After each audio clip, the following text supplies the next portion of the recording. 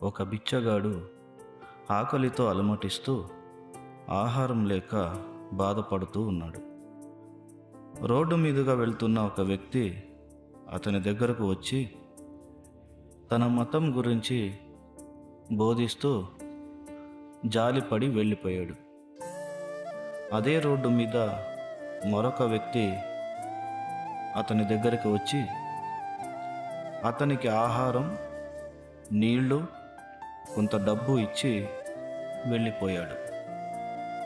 మతం మనిషి ఆకలిని తీర్చలేదు, మానవత్వం అతని ఆకలిని తీర్చింది. బీదలను కనికరించువాడు దేవునికి అప్పించువాడు అని బైబిల్ గ్రంథంలో ఉంది. మాటల్లో కాదు,